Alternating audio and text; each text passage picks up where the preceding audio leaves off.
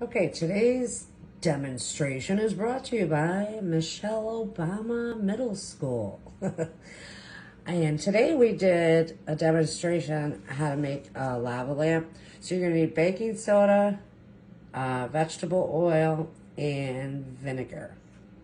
Unfortunately, I don't have food coloring, but you can have food coloring. I'm actually going to put a marble at the bottom. So put the baking soda first, about 2 spoonfuls. Okay, then you're going to add the vegetable oil.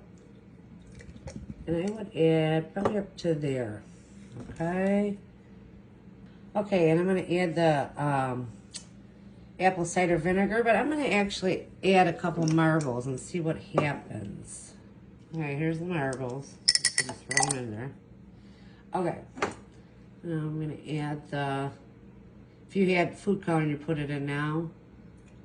I'm going to add some apple cider vinegar and see what happens here. See if we have our lava lamp. There you go.